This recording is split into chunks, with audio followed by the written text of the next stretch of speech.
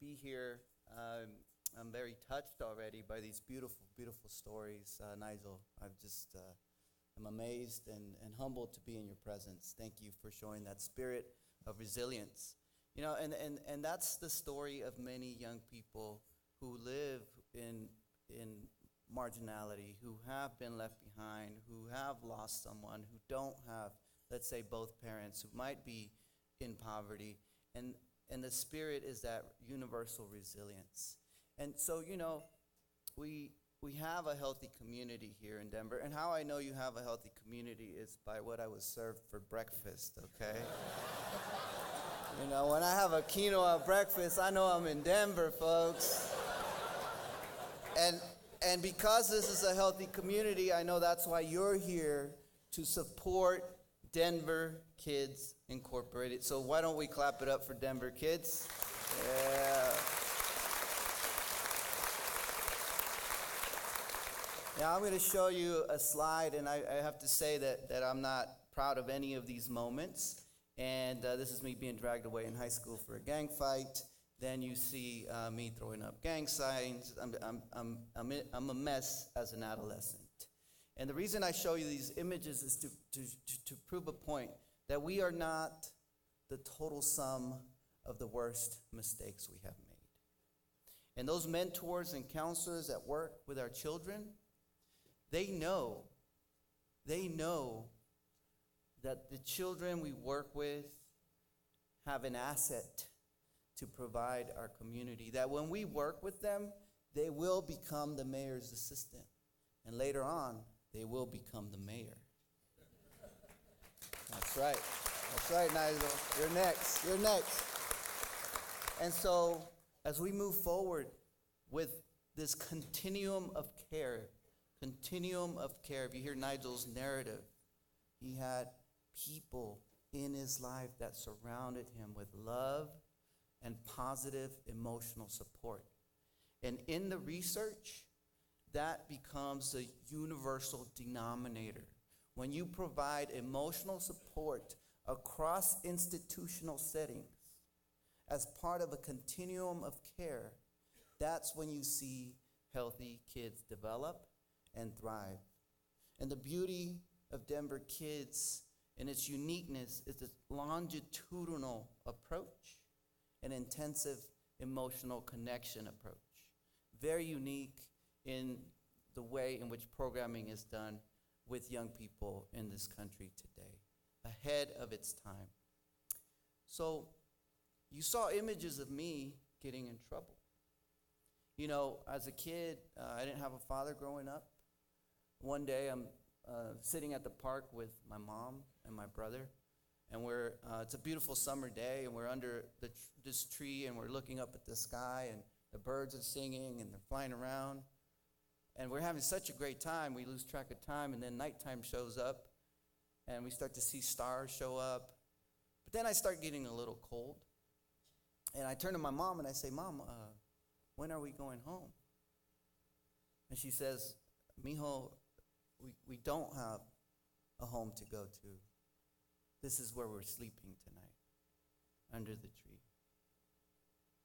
And if you observe the multiple adversities that some of our young people face, whether it's housing insecurity, lack of basic health care, lack of emotional support because maybe parents are too busy working or surviving, we step in as a community to fulfill some of those needs. And these children, with their own resilience, with their own assets that they have to offer the world, can continue forward. I didn't have that kind of support, unfortunately, so by high school I ended up getting in trouble and ended up in juvie 3 times for 3 felonies. I'm not proud of it, but it's important to share, because the next step after that really radically altered my life. My best friend was shot and killed in front of me, and I didn't know who to turn to. So I went to the one person that had told me she would be there for me when I was ready to change. I went to my teacher, who had served a mentoring capacity for me and had created a mentoring program for me.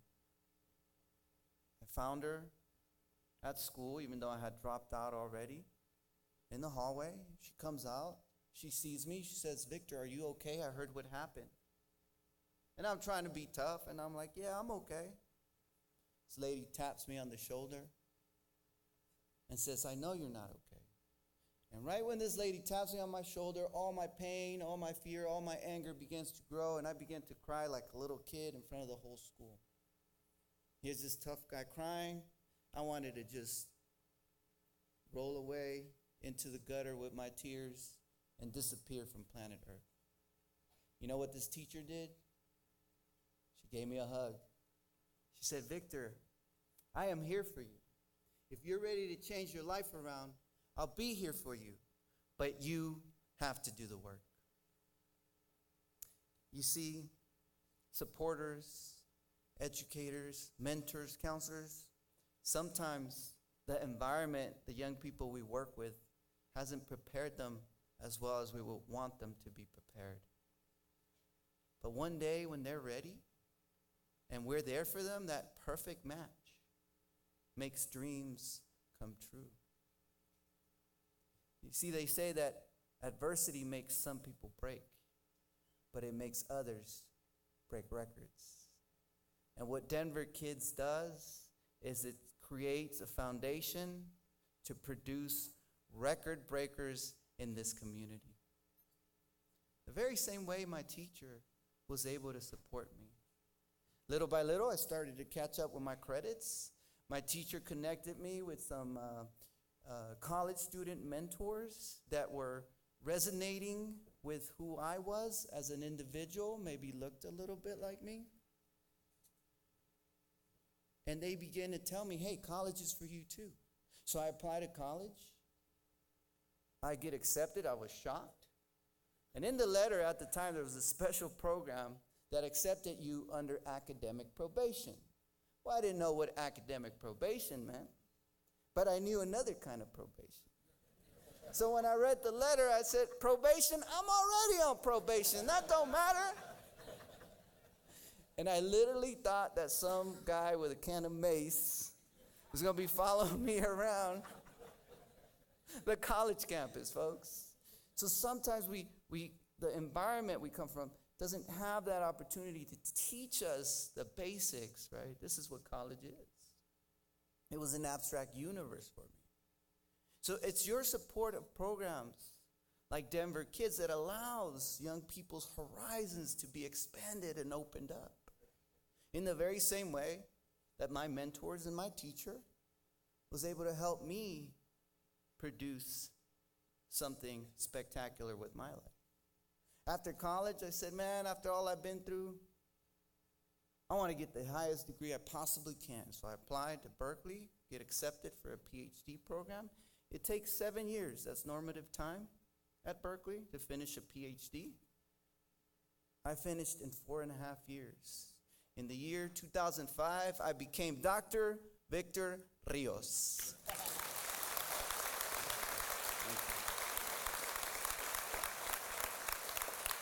So now in this kind of, you write dissertation, you write books, you go to conferences, academic, you talk to your peers in the academic world, and none of your ideas really get out. And I can just boil everything down to one idea in all my studies. And that is this idea right here. Mentor projected self-actualization. That what you do in supporting a program like Denver Kids is that you allow those mentors, those counselors to project for a young person a future that they've yet to even have imagined. It's the very same way these technologies are projecting for us these images now. You are projecting for these children a future that one day will click. My teacher, senior year of high school, when I'm getting ready to leave to college, says to me, "Victor, I'm so proud of you. I knew you could do it. One day, you will advise presidents." Miss Russ, you crazy. 2 years ago, get an invitation from the Obama administration to advise his domestic policy council on gun violence and policing in America. Show up to the White House, couldn't believe myself. I even got to shake the president's hand, and all I kept thinking was, Miss Russ, you really are crazy.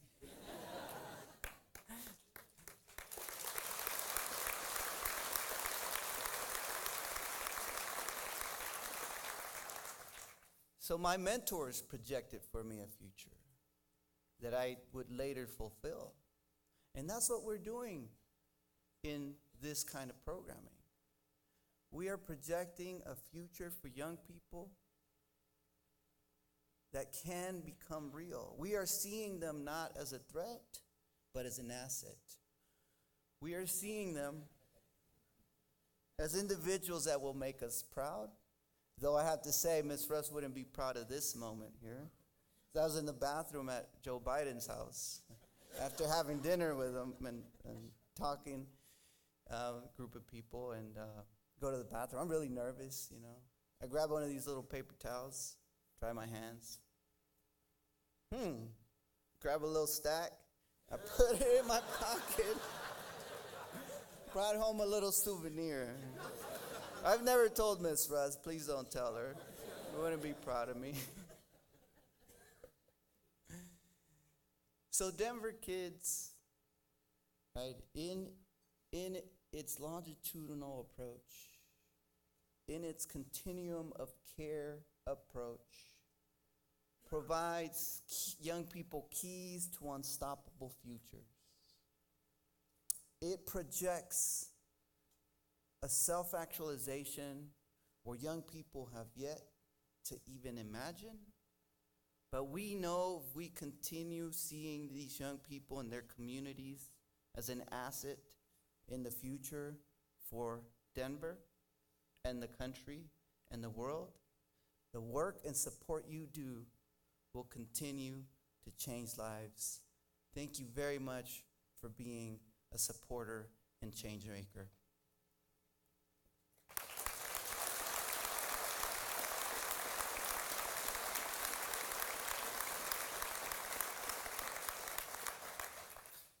Because of someone like you, a program that mentored me, maybe more informally in my case, I found a key. This key was that when I was graduating Berkeley on a Sunday with my PhD, on a Monday I'm at the bank, and I'm asking for a home loan. It takes a while. Finally buy my house, get the key to the house. And I put the key in my pocket, and I drive to my mom's dilapidated apartment. I knock on her door. You know that look a mom gives you when she hasn't seen you in a while? ¿Qué pasó, mijo? How are you, son? And I'm nervous. My leg is shaking. I put my hand in my pocket. I pull out the key, and I said, Mom, I'm sorry you had to wait 30 years for this, but here's the key to a proper place to live.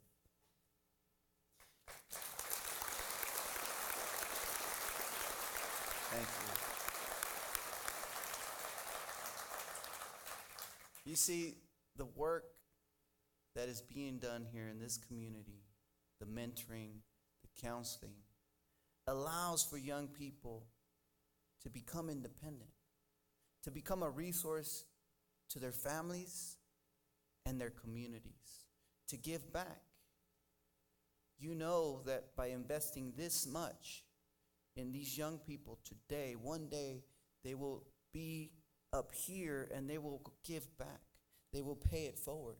In the very same way that many of us who have been mentored in amazing ways by amazing people like you give back.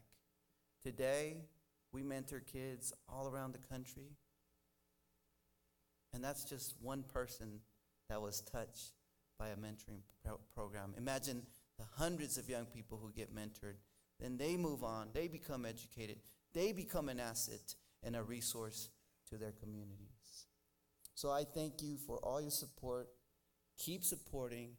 Pull out your checkbooks and write them out to Denver Kids Incorporated. Thank you very much for your time. Thank you.